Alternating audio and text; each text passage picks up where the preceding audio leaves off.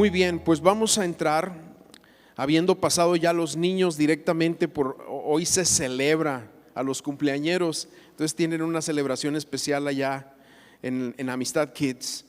Pero hoy quiero llevarte, como lo hemos estado haciendo anteriormente, al libro de Proverbios. Y habíamos dicho que Proverbios es un libro riquísimo, lleno de consejos, lleno de promesas, lleno de ejemplos de vida, generalidades de vida que algunas nos instruyen para caminar correctamente en sus caminos, valga ahí la redundancia. Y yo le he titulado este estudio El camino del sabio, el camino del sabio. Y dentro del estudio del camino del sabio, hoy voy a terminar la sección de las personalidades. Hemos hablado del sabio, del necio, del insolente, hemos hablado del burlón, hemos hablado de la mujer extraña, hemos hablado de todas estas personajes, pero que también, como lo hemos hablado, son a veces actitudes, iba a decir, que tenemos nosotros ante ciertas circunstancias de la vida, en la familia, en nuestro matrimonio. Y creo que el Espíritu Santo nos permite tener este tipo de estudios para que nuestro corazón vaya siendo regenerado a través de su palabra y de la convicción que el Espíritu Santo trae a nosotros para poder hacer cambios y que tu vida pueda glorificarle a Él. El título de lo que estamos hablando hoy es Ahí vienen, porque son actitudes que a veces nos abordan, nos quieren seducir, quieren ganar en nosotros. Pero si recordamos que tenemos a Dios de nuestro lado y al Espíritu Santo en nosotros, y su palabra, ¿qué es lo que va a venir a hacer? Nos va a limar, va a lijar esas áreas en nuestras vidas que tenemos que ir soltando.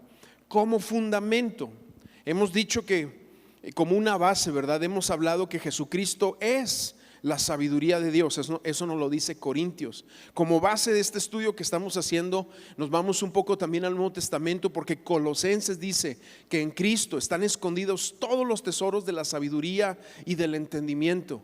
En Efesios el apóstol Pablo ora diciendo que el Padre de la gloria les dé espíritu de sabiduría y de revelación en el conocimiento de Él. Eso es en el capítulo 1 de Efesios. Y en el capítulo 5 dicen: ya no vivan como necios, sino como sabios. Para Dios es importante que tú y yo vivamos como personas que toman, que abrazan la sabiduría y caminan en ella. Entonces, hoy vamos a ver dos actitudes o personajes más, y luego vamos a entrar, como por decir, a una nueva sección que habla, porque Proverbios también habla mucho acerca de la familia, del esposo, de la esposa, del hogar, de los hijos, muchísimo. Entonces mi deseo es que realmente Dios nos hable en esta hora, amén. ¿Sí? Bueno, vamos a empezar. La primera actitud que de repente está ahí, que también es un personaje, es el pobre o la pobreza.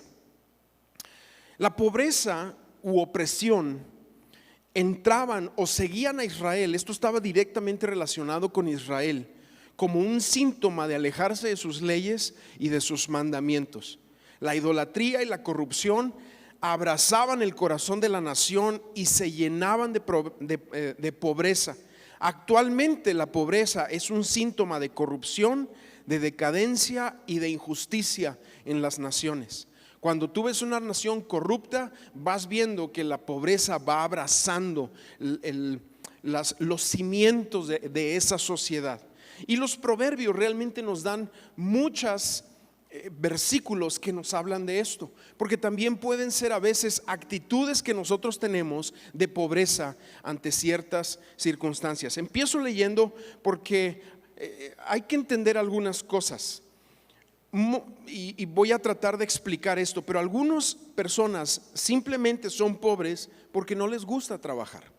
Y aquí es donde entramos en esta parte complicada, porque es cierto, hay gente que no le gusta trabajar. Fíjate, dice por ahí Proverbios 10:4: las manos negligentes llevan a la pobreza, las manos diligentes conducen a la riqueza. Otro proverbio, el 20:13, dice: no ames el sueño para que no te empobrezcas, abre tus ojos y te saciarás de pan.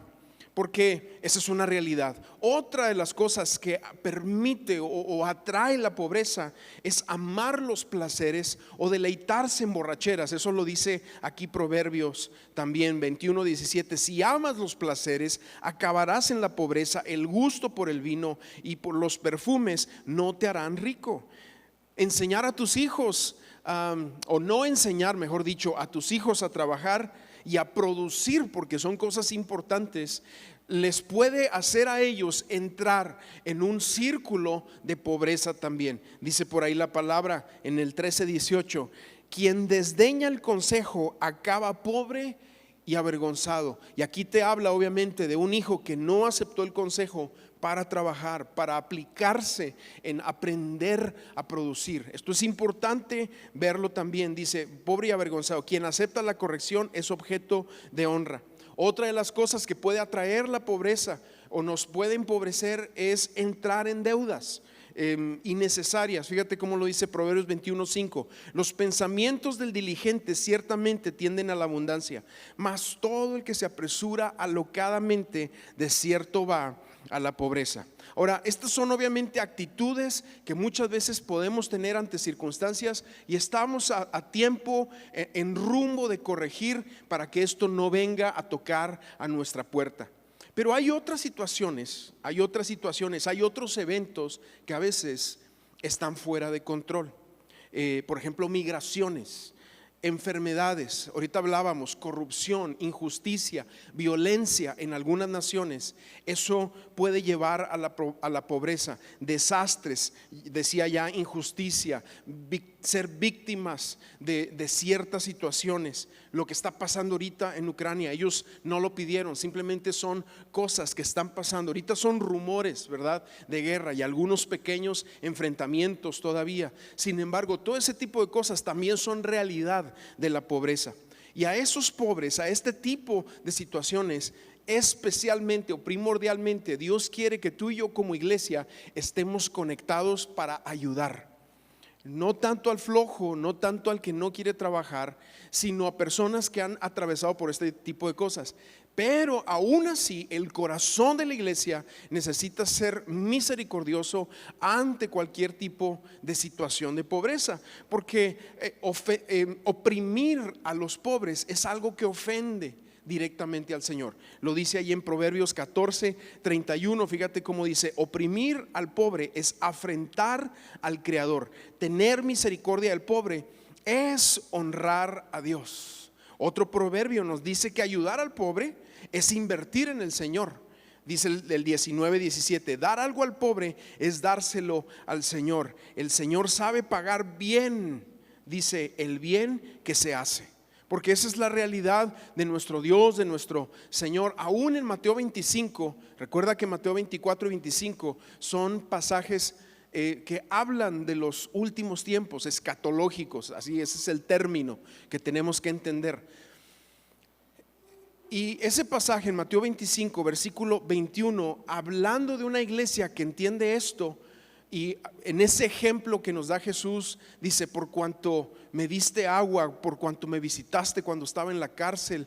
Y pregunta ahí, bueno, ¿y cuándo es que te visitamos o te vimos desnudo o te dimos agua o fuimos a la cárcel? Y Jesús dice: por cuanto lo hicieron, ahí en el 25:40, perdón: de cierto les digo que todo lo que hicieron por uno de mis hermanos más pequeños, por mí lo hicieron. Para Dios hay algo especial que sucede cuando hay un pobre que es ayudado por uno de sus hijos. Y aquí acabamos de leer, Dios no se va a quedar con ese trabajo o con eso que tú haces de todo corazón. Quiero ir al siguiente circunstancia o actitud que está ligada también a lo que acabamos de hablar, y esto es el diligente. Quisiéramos que todas las actitudes, como la sabiduría, la diligencia, tenerlas todas, pero la realidad es que son actitudes también que nosotros vamos a ir desarrollando en nuestros corazones, dentro de nosotros. Y es ver esto: la persona diligente obviamente es dirigida por un corazón diligente. El diligente buscará a Dios, buscará meditar en su palabra, buscará servirle fielmente. El regalo de la diligencia, o sea, del trabajo arduo, es más trabajo. El regalo de la diligencia es más trabajo. Fíjate, lo dice Mateo 25:21. Este es otro pasaje que no es de Proverbios, pero habla de eso. Dice: bien, buen siervo fiel, sobre poco has sido fiel, sobre mucho te pondré. O sea, cuando nosotros pensamos que ya hicimos todo y que a lo mejor vamos a recibir un descanso, el regalo para el diligente es que va a recibir más trabajo, más de parte de Dios.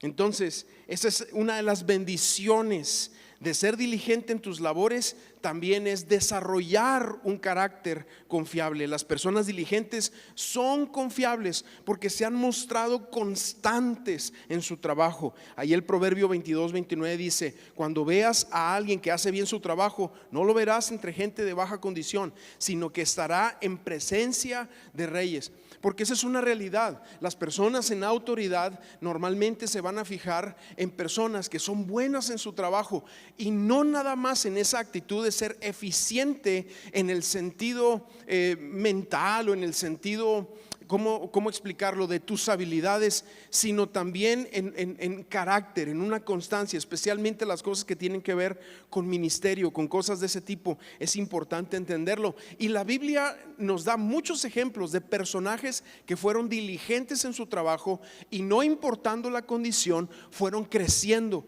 porque Dios al que es diligente pone una gracia, le da una gracia. La Biblia nos habla, bueno, antes de entrar a lo que quiero decirte, ¿verdad? Estos personajes son gente, por ejemplo, como José el soñador, que llega a Egipto como un esclavo, y él va creciendo porque primero tenía la gracia de Dios sobre su vida. Y esto es importante entenderlo. Tener la gracia de Dios es algo que el corazón humilde atrae, pero también eran diligentes, eran dedicados. Hay dos cosas que son necesarias: esa gracia de Dios que nos permite avanzar, pero también es ser dedicados en nuestro trabajo, que lo que nos corresponde lo hagamos con responsabilidad, que vayamos desarrollando un carácter confiable que nos permita ser posicionados para un crecimiento, para una bendición, para un avance en lo que estamos haciendo. Tú lo puedes ver en gente como Daniel, como Josué, como Eliseo, como Timoteo. La Biblia nos habla que fueron personas fieles en lo que se les encomendó, y al ser fieles en lo que se nos encomienda, ahí vamos desarrollando carácter. Eso es diligencia, y la gracia de Dios viene sobre la persona. Si piensas, dice otro proverbio, si piensas lo que haces, tendrás abundancia. Si te apresuras, acabarás en la pobreza. Porque aquí nos habla de que los diligentes planean su trabajo, piensan bien en lo que les toca hacer y trabajan ese plan que Dios les ha dado. Yo te decía ahorita que uno de los contrastes con el diligente, que también lo habla Proverbios, y no tenemos tanto tiempo obviamente para meternos por ahí, es el negligente. Ahora, la raíz del negligente es la inconstancia, y Santiago, el apóstol Santiago, nos habla bastante acerca de la inconstancia. Nos dice que el hombre de doble ánimo es inconstante en todos sus caminos, y una persona inconstante no puede ser confiable, porque un día va a estar animado, otro día desanimado, un día va a tener una opinión, otro día va a tener otra opinión. O sea, va a entrar en un proceso donde esa inconstancia, que es una falta de carácter que lo lleva a tener negligencia, lo posiciona justamente en una actitud de pobreza o de no avanzar, porque es el diligente quien avanza, aquel que se mete en su trabajo rutinariamente. Ahora, no te estoy hablando aquí tanto de términos de trabajo, pero sí de cuestiones internas que necesita tener nuestro corazón, nuestro carácter, nuestro entendimiento, para poder avanzar los proyectos de Dios. Amén. Es importante que seamos diligentes. Es importante que abracemos sabiduría y digamos: sí, o sea, yo quiero avanzar, pues órale, mano, ponle al trabajo arduamente, y la bendición de eso será mayor trabajo. Y esa es una bendición, termina siendo una. Hay gente que todavía piensa que el trabajo es una maldición. Claro, ahora que hemos vivido tantos tiempos de escasez y de falta de trabajo, vemos que el trabajo es realmente una bendición, y hay trabajo afuera. Y es importante que tú y yo hagamos lo que nos toca en estos tiempos y lo abordemos de todo corazón para que puedas posicionarte en una situación donde por tu diligencia y la prueba de tu carácter vayas viendo cómo Dios abre puertas. Ahora, yo quiero hacer un paréntesis aquí y quiero orar. Quiero orar por ti, para que seas diligente, para que Dios ponga en ti sabiduría y abras y des pasos con entendimiento hacia lo que viene adelante en tu vida. Amén. ¿Me permites? Déjame orar. Señor, gracias, porque yo sé que tú nos has traído, porque tu palabra no nada más viene y habla a nuestro espíritu, sino que transforma aún actitudes como esta que estamos viendo aquí en Proverbios, de negligencia, de pobreza, que a veces podemos abrazar, pero que tu palabra venga y nos traiga luz, entendimiento para caminar en tus propósitos y en tus principios. En el nombre de Jesús oramos. Amén, amén. Ok, yo decía ahorita que la Biblia también en Proverbios habla mucho acerca de la familia. Habla bastante acerca del esposo, de la esposa, de los hijos, de los amigos, de los vecinos. Son temas que Proverbios nos va a hablar en amplitud. Y la familia, tenemos que entender algo. El Señor estableció 3 instituciones aquí en la tierra. La primera de ellas fue la familia a través de un matrimonio. Ahí esa es la primera institución. Como están las familias de una sociedad, así es como está la sociedad. Si las familias no tienen los principios eternos de Dios habitando en medio de ellos, vamos a ver entonces a una sociedad quebrada, caída, corrupta, idólatra, como nos toca ver a nosotros en México. Pero impacta en muchas otras cosas. Otra de las instituciones que Dios creó fue el gobierno. Eso nos lo dio Dios para orden de las sociedades. Y otra institución fue la iglesia local. A veces se habla de la iglesia como una institución, pero realmente es una localidad de creyentes que trabajan juntos con el propósito de la gran comisión. Y realmente lo que tenemos que ver aquí es que el punto de vista bíblico acerca del matrimonio y la familia están siendo y han sido sumamente atacados y ridiculizados por la sociedad moderna. Pero nosotros, tú y yo, necesitamos entender lo que el Creador, lo que Dios dice a través del manual de vida que nos deja acerca de la familia, acerca del matrimonio, acerca de los hijos, acerca de esta porción tan importante para nosotros. Yo no sé tú, pero a mí me interesa mucho saber lo que dice Dios acerca de la familia, porque ese va a ser el buen fundamento, el buen cimiento que vamos a tener para avanzar, para crecer, para ir adelante. Y cuando hablamos de eso, lo primero que quiero tomar aquí es hablar un poquito acerca de los esposos. De hecho, Salomón no escribe tanto acerca de los esposos. Él escribe más acerca de la mujer y de la esposa. A lo mejor se sentía muy experto con 700 esposas, ¿verdad? No lo sabemos, pero bueno, sabemos que eso es cuando ya se desvía. Yo pienso que él se vuelve loco, pero se embota en tanta influencia que deja entrar a su corazón. Sin embargo, Eclesiastés es su carta de arrepentimiento, y con el favor de Dios más adelante entraremos a ver Eclesiastés. Pero el esposo en el libro de Proverbios es posicionado con la responsabilidad de guiar la casa de acuerdo a la sabiduría de Dios. También es una función de la esposa. La esposa juega un papel importantísimo. Sin embargo, Salomón no dice tanto acerca del esposo, pero sí habla mucho acerca del hombre. De hecho, el consejo que su padre David le da cuando está muriendo, allá creo que es segundo libro de Reyes, en los primeros capítulos, David le manda hablar a su hijo Salomón y le dice: sé hombre, le dice.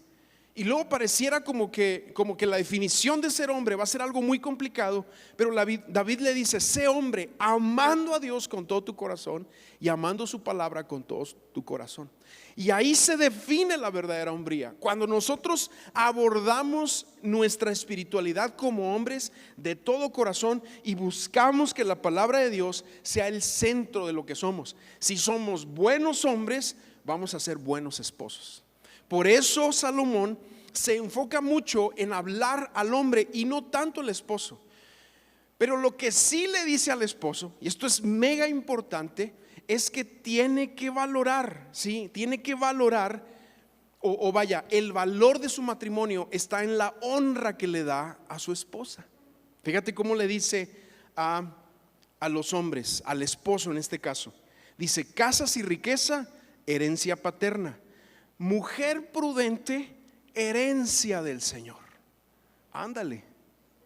Entonces nos pone un entendimiento aquí, porque a veces nosotros venimos de una sociedad donde se nos ha dicho que nosotros escogemos, que nosotros nos enamoramos. Y sí, obviamente tú escoges porque te enamoraste con alguien. Bueno, espero que todo les haya pasado así, que nadie lo hayan arrejuntado ahí sus papás, ¿verdad? En un trato ahí.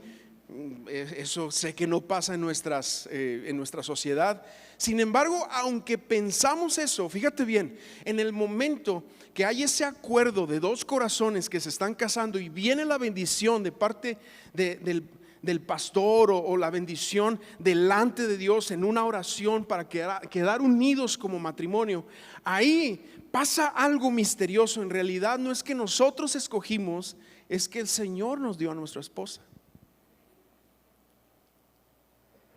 Déjame te leo otro versículo. No los veo muy convencidos. Pero dice Salomón aquí en los Proverbios: hallaste esposa, has hallado el bien. Yo sé que algunos sienten como que les halló ahí algo más. Dice: hallaste esposa, has hallado el bien, has alcanzado el favor del Señor.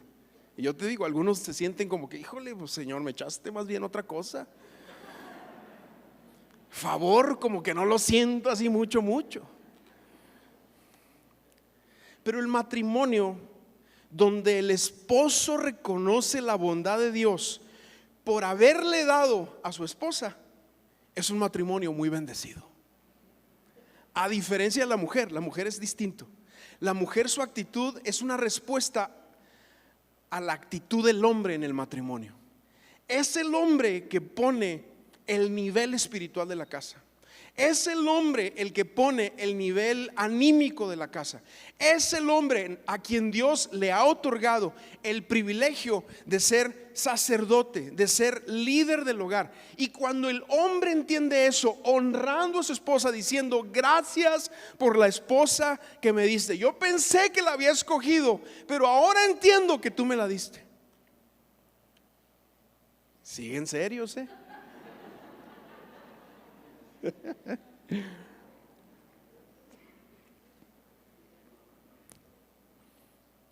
Y no nada más eso, déjame avanzar un poquito más, porque en el Nuevo Testamento vamos entendiendo que cuando el esposo no la toma en cuenta y la lastima, no nada más la lastima a ella, sino lastima a su padre, a tu suegro,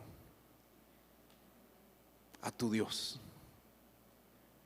Y el corazón de Dios se lastima cuando tú no tratas bien a tu esposa.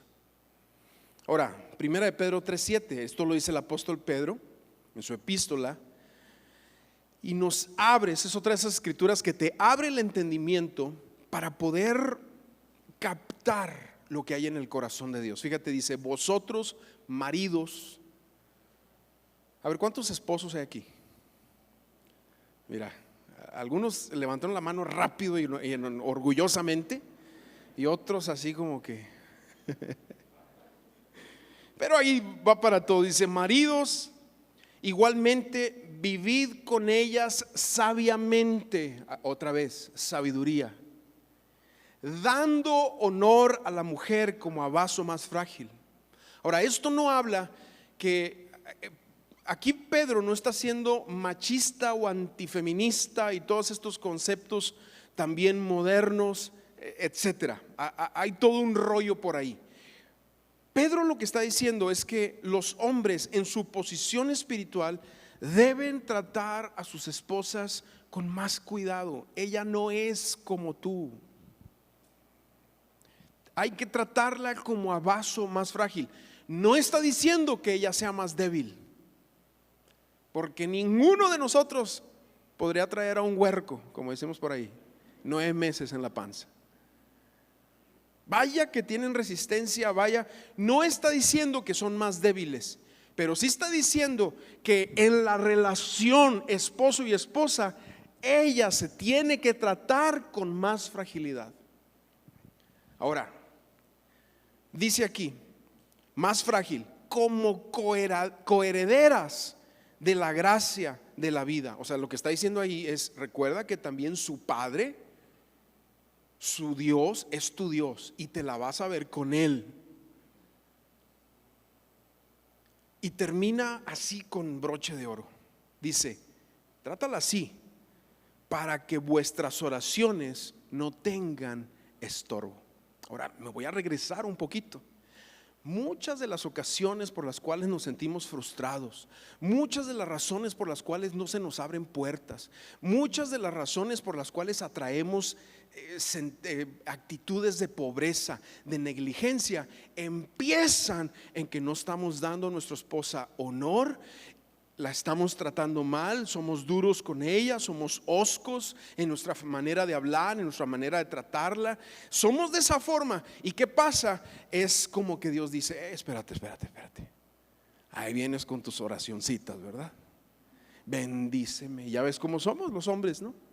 Bendíceme, ayúdeme, ábreme puertas, que este negocio. Pero llegas a casa y avientas y dices y tratas y hasta maldiciones y cosas, y te pide algo y le rebajas y esto y aquello, y por qué tan caro, y tú si te compras algo mejor, y etcétera. Podemos decir 1000 cosas aquí.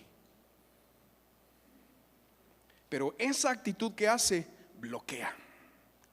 bloquea la bendición sobre nosotros como hombres. A ver, mujeres, digan amén.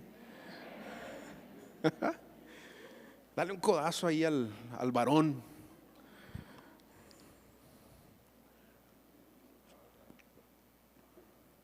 Ahora Salomón habla de las mujeres. Y también habla como un sabio, Recuerda que él es un sabio, ¿sí?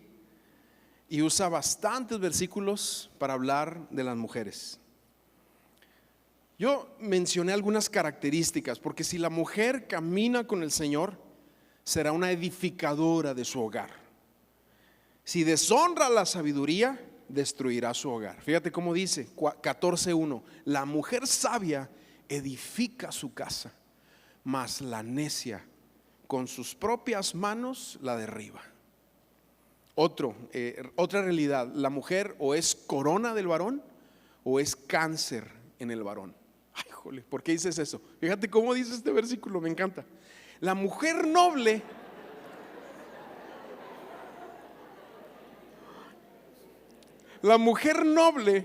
es corona de su esposo.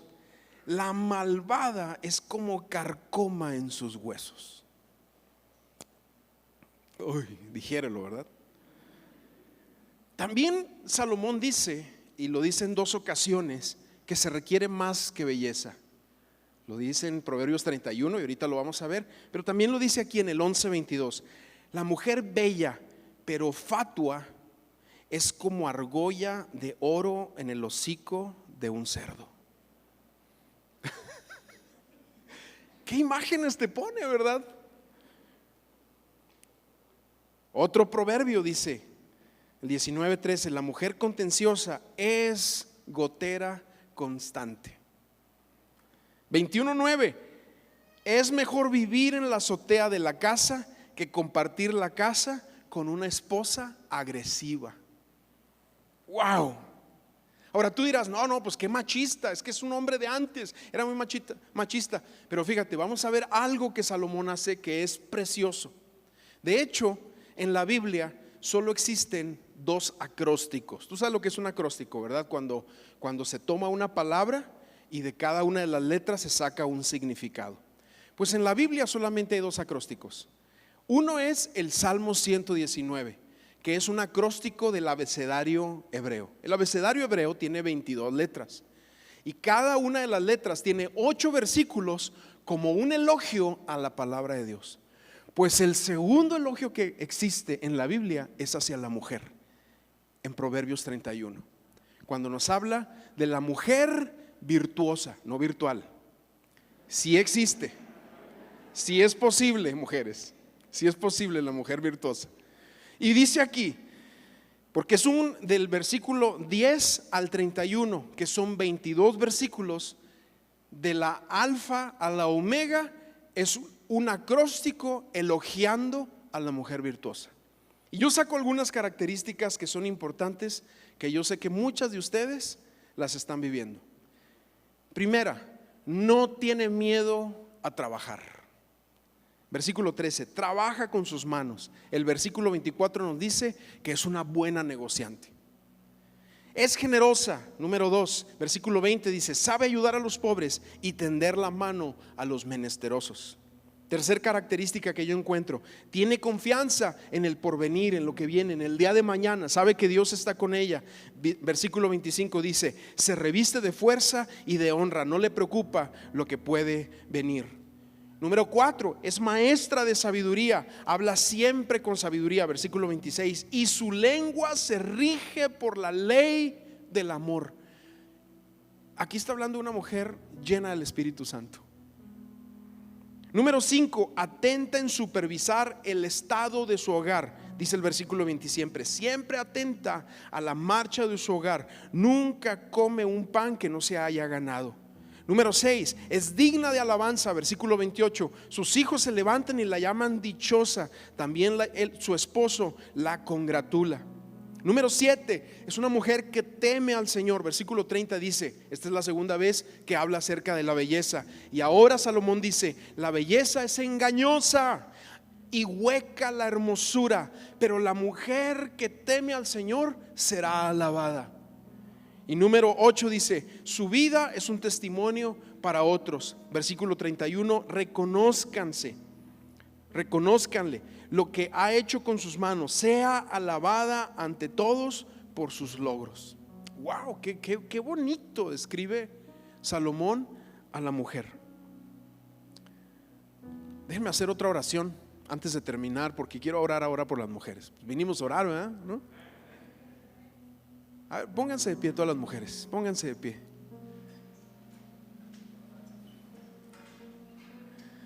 Vamos a orar por ustedes. Si tu esposo está ahí a un lado, o algún hijo, alguien, pon tu mano ahí sobre ella. Vamos a orar. Padre, en el nombre de Jesús, te damos gracias por todas las mujeres que están aquí en Amistad de Saltillo. Las bendecimos, las honramos. Oramos que tu palabra, tu presencia y el temor de Dios esté sobre sus vidas. Te pedimos, Señor, por cada una de ellas, y te pedimos, Señor, que tú las bautices con la sabiduría de lo alto, para que ellas sean mujeres de temor de Dios, de testimonio en todo lo que hacen. Las bendecimos en el nombre de Jesús. Amén y amén. Toma tu lugar.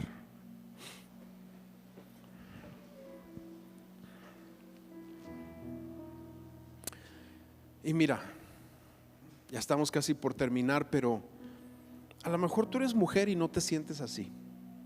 A lo mejor te sientes que la vida te ha golpeado, sientes que has sido abusada, has tenido un marido egoísta, malvado, aún hasta perverso, que ha usado tu cuerpo para sus locuras. Y yo nada más quiero decirte esto: tu Padre Celestial no es así. Tu Padre te ama, te creó y escucha tus oraciones. De hecho, quiero decirte algo, mujer: no hay oración de mujer en la Biblia que haya sido negada. Las únicas oraciones negadas en la Biblia son a hombres, no a las mujeres. Hay algo en el corazón de la mujer que cuando levanta su dolor delante de Dios, su corazón delante de Dios, el Padre es transformado completamente. Si pueden apagar ese celular, por favor. ¿Me están escuchando, mujeres? Porque Dios te ve con ojos preciosos. Y ojalá y te puedas ir de este lugar con eso en tu corazón. Y por último, déjenme hablar del hogar, un poquito del hogar. Quedan aquí unos minutitos. En la Biblia, en Proverbios, el hogar, el seno familiar es la escuela de los hijos. Nunca en la Biblia la escuela de los hijos es la escuela a la que tus hijos van. Siempre es el hogar. Nos ayudan los lugares escolarizados en el conocimiento que se requiere para salir adelante en este mundo, sí. Pero para la Biblia, para Dios, los hijos son una bendición. Para la nación judía, para los israelíes, los hijos son una bendición a tal grado que en el Salmo 127, versículo 3 dice: los hijos son un regalo de Dios, los frutos del vientre son nuestra recompensa.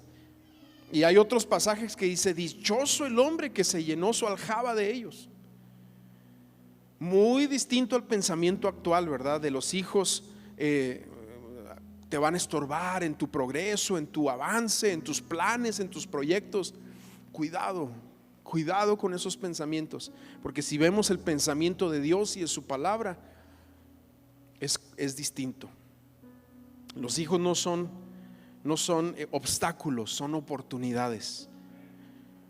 Los hijos no son cargas, son inversiones. Y tú lo vas a ver si tú siembras en tus hijos la palabra de Dios.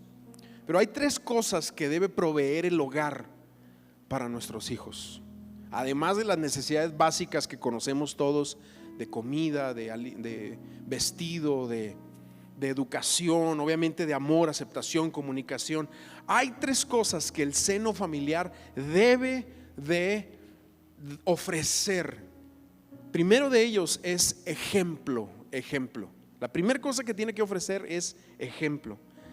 Antes de que los hijos hablen, ellos ya ven. Y ellos están viendo nuestro ejemplo, el tuyo y el mío.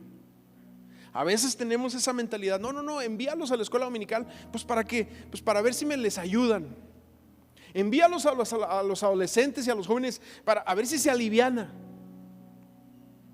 Y es bueno, y para eso estamos, para ayudar.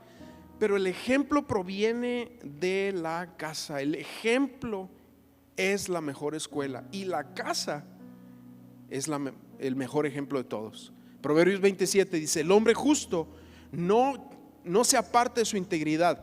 Dichosos sus hijos que siguen sus pasos. Ahí te habla de un ejemplo. Otra vez el 31:28 dice: sus hijos se levantan y la llaman dichosa, también su esposo la congratula. Te habla de un ejemplo. Benjamin Franklin decía que el ejemplo es la mejor predicación. Porque tú les puedes decir cosas espirituales a tus hijos. Tú le puedes decir, ve a la iglesia. Tú le puedes decir, no hagas esto, haz aquello. Pero el ejemplo es algo que ellos lo van a ver en tu vida y lo van a seguir o no lo van a seguir, por encima de tus palabras. Eso nos pone a nosotros como padres en una tremenda responsabilidad. En una responsabilidad delante de Dios de vivir lo que leemos, de vivir lo que creemos, de vivir lo que predicamos.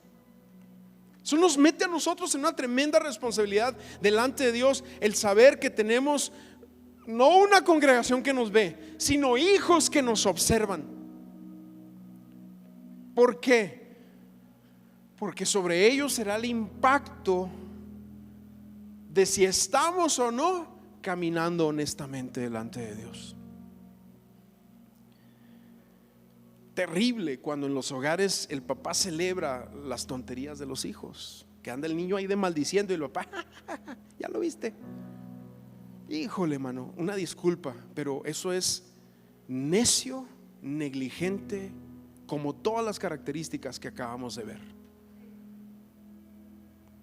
Cuando los padres vienen a la iglesia, pues porque es domingo, porque amaneció bien, porque no hay otra actividad, porque mi compadre no me invitó al rancho, porque no me desvelé y puedo llegar. Los hijos lo ven. Los hijos lo ven. Y ese ejemplo ahorita no se cosecha, más adelante. cuando entra a la adolescencia, a la juventud, ahí es donde Él se revela. Porque en su registro, en su ADN espiritual, Él dice: no importa. Si a mi papá no le importa, si a mi mamá no le importa, a mí tampoco. Ejemplo.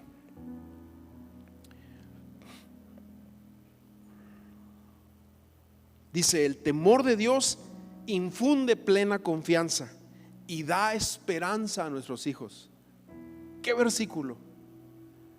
El temor de Dios, cuando los padres temen al Señor, sus hijos se sienten confiados. Cuando los padres aman a su Dios, la esperanza de Dios está sobre sus hijos, porque es ejemplo. Segunda cosa que debe proveer el hogar es instrucción. Claro, el libro de Proverbios es primordialmente un manual de instrucción de padres a hijos. Por eso constantemente dice, versículo 8 por ejemplo del capítulo 1: atiende, hijo mío, las correcciones de tu padre y no menosprecies las enseñanzas de tu madre. 19:27: cesa, hijo mío, de oír las enseñanzas que te hacen divagar de las razones de sabiduría. El 7:1 dice: hijo mío, obedece mis palabras y guarda como un tesoro mis mandamientos. Es un padre hablando a un hijo, instruyendo. La palabra de Dios es nuestro mayor instructor. Y yo me doy cuenta que en tanto que vamos avanzando en años, vamos viendo que nuestros padres tienen sabiduría. Capítulo 13, versículo 1 dice: el hijo sabio sigue el consejo de su padre, el burlón no hace caso de las reprensiones. Y tercero, último, lo tercero que debe de proveer el hogar es una disciplina en amor. Sí, claro que hoy en día hay un revuelo también en cuanto a cómo disciplinar, y de repente escuchar o leer algunos de los proverbios pensamos: híjole, son demasiado prehistóricos, demasiado, o sea, no lo hagas así porque vas a destruir al niño, vas a destruir al que está en formación. Sin embargo, la sabiduría de Dios, escúchame bien, está probada también por décadas y por siglos. Voy a leer algunos versículos por aquí. El 13:24 dice: el que retiene el castigo aborrece a su hijo, el que lo ama temprano lo corrige. Y esto es súper importante entenderlo, porque hoy vivimos en una, ¿cómo decirlo?, en una idea de educación a los hijos donde el hijo es el centro del hogar. De hecho, yo lo digo así: hay hogares que son hijocéntricos en lugar de ser cristocéntricos, donde el hijo es de cristal. No lo toques, no le hagas nada, no lo ves feo porque vas a dañar su alma. Y lo único que estamos haciendo con esos sentimientos o esas intenciones de protección es que los estamos dañando, los estamos lesionando, los estamos discapacitando para la vida. Porque en la vida van a sufrir rechazos, van a llegar a algún trabajo y le van a decir: ¿sabes qué? No la haces, necesitas prepararte más. O va a llegar un día el muchacho con una chica y le va a decir: oye, es que me gustas. Y la chica le dice: es que tú no me gustas, vete para allá, cute. Y el muchacho, como no fue entrenado a recibir rechazos, entonces: ay, es que soy un herido de la vida y nadie me quiere. En lugar de entender quién es su Dios, quién es Él, quién es como individuo, quién es como persona, lo que Dios ha dicho de Él, y valer en la vida por eso. Pero eso va a requerir instrucción de nosotros como padres desde que son pequeños.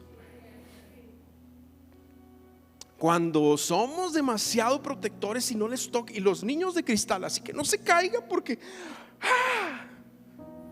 los estamos dañando. Porque esta vida es difícil y tú lo sabes. Tampoco te estoy diciendo que trates a tu hijo con las patas, ¿verdad? No estamos hablando de eso. Pero hay cosas que no vas a poder evitarles. No vas a poder evitarles. Hay muchas cosas que quisiera decir, pero me detengo. Fíjate otro versículo por ahí, 29:15: la vara y la corrección imparten sabiduría. Vamos a llamarle disciplina, no le pongas otras cosas.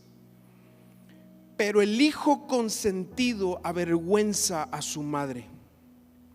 Versículo 17 del mismo Proverbios 29. Corrige a tu hijo y vivirás tranquilo, y a ti mismo te dará grandes alegrías. Amén. Hay un pasaje que dice: instruye al hijo en su camino, y cuando fuere viejo no se apartará de él. Aquí este pasaje lo que está diciendo es que cuando tú lo instruyes en el camino de Dios, pero de verdad lo instruiste ahí, nunca se va a apartar de su camino. No podemos tomar este versículo como un amuleto para los hijos que se han apartado de Dios, diciendo es que como se les sembró la palabra, algún día va a regresar a Cristo. A lo mejor no se les sembró la palabra, a lo mejor no se les sembró el evangelio, y él le dio la espalda a su Dios. Pero de lo que nunca se va a apartar de tu hijo son tus oraciones, y tus oraciones sí son poderosas también. Así que si tú tienes a un hijo que se ha apartado del Señor por X o Y razón, la Biblia nos dice algunas razones y otras no las dice. Por ejemplo, Pablo dice, uno de sus consiervos, dice de Demas, dice se apartó amando al mundo, se apartó. Hay a veces no entendemos qué pasa, pero ora por él. No nada más digas, no, es que se le sembró la palabra. No, ora por él. No caigamos en esas ideas diabólicas, déjame que lo exprese de esta manera, de que es que tiene que probar. No tiene que probar nada. No caigas en esas ideas infernales de es que necesita probar para poder escoger. No necesita probar el pecado, no necesita mancharse con vicios, no necesita entrar a eso. Lo que necesita son tus oraciones para que regrese de inmediato. A lo mejor lo que necesita también es que tú le pidas perdón, porque no diste un buen ejemplo, porque muchas veces escucharon de ti críticas contra otros hermanos en la fe, contra líderes tuyos, y eso en el corazón de los hijos, escucha bien, genera, cuando son jóvenes y no pueden digerir todo eso, no tienen capacidad para digerirlo en su estómago espiritual. Lo único que pueden ellos expresar es una hipocresía. Dicen, es una hipocresía esto.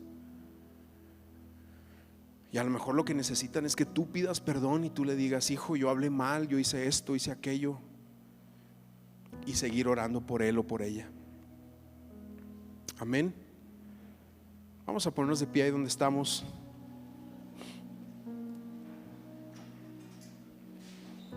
Otro de los conceptos que constantemente yo recuerdo aquí entre nosotros, del cual tengamos cuidado, es el concepto de la cuna cristiana. Cuando a mí me dicen es que es de cuna cristiana, pues no existen las cunas cristianas, ¿eh? Hay cunas de madera, de aluminio, pero no existe la cuna cristiana. Nuestros hijos necesitan tener un encuentro con Cristo. Ora por ellos para que se topen, tengan un encuentro con el Señor Jesucristo. No andes diciendo, no, es que es de cuna cristiana. Esa es una excusa que evade tu responsabilidad de confrontarlos con la palabra de Dios, para que tengan un encuentro con el Señor Jesucristo. Perdón, es que no desayuné hoy, entonces no, sí me chulo. Ay, Señor, que el Señor nos dé sabiduría, ¿verdad? Necesitamos sabiduría a lo alto. Cuando leemos estas cosas decimos, necesitamos tu sabiduría, Señor. Así que ahí donde estás, cierra tus ojos, vamos a orar. Padre, oramos por sabiduría en nuestras vidas, para abordar cada situación en nuestro hogar, con nuestra esposa, con tu esposo. Situaciones como las que veíamos, actitudes de pobreza, de flojera, de negligencia. Que nos hagas diligentes delante de tu presencia, hombres y mujeres que aman tu palabra, que sobre toda cosa guardada guardan su corazón, porque de él mana la vida. Señor, en el nombre de Jesús, que seamos diligentes en esto. Pero oro, así como oramos por las mujeres, así como oramos por esas actitudes de negligencia, de flojera que pueden a veces querer tocar a la puerta de nuestro corazón, hoy oramos por nuestros hijos también. Especialmente quiero orar por hijos que se han apartado de los caminos del Señor. Si ese es tu caso, ahí donde estás, por favor levanta la mano. Quiero orar por ti. Queremos orar por ti. Padre, en el nombre de Jesús, oramos por hijos que se han apartado de tus caminos, por hijos que han tomado decisiones incorrectas. Clamamos en esta hora por ellos en el nombre de Jesús. Oramos que tú vas a dar la oportunidad, el momento correcto y preciso para que lleguen los padres con tu palabra al corazón de sus hijos en el nombre de Jesús. A lo mejor algunos de ellos crecieron en religiosidad, a lo mejor algunos de ellos simplemente fueron a la iglesia, pero nunca tuvieron un encuentro con Cristo. Pues oramos por ese encuentro contigo. Tu palabra también lo dice en las promesas del Nuevo Testamento: cree en el Señor Jesucristo y serás salvo tú y tu casa. Señor, y que nuestras oraciones en este momento no se aparten de su conciencia, no se aparten de su corazón. Oramos que como el hijo pródigo volvió en sí, los hijos de aquellos que están en este lugar y que no están caminando contigo vuelvan en sí en el nombre de Jesús. En el nombre de Jesús, por el sacrificio de Cristo, por lo que Él ha hecho. Clamamos por esos hijos que se han dado la espalda a las cosas de Dios y han abrazado este mundo, el pecado o cualquier situación. Clamamos para que ese engaño, esa mentira que los ha seducido, sea rota en sus vidas en el nombre de Jesús, y que tú otorgues a sus padres la bendición de verles adorando al Dios vivo, sirviendo al Dios vivo y siendo personas que aman a su Dios de todo corazón. En el nombre de Jesús oramos. Amén, amén, amén. Dale un aplauso al Señor.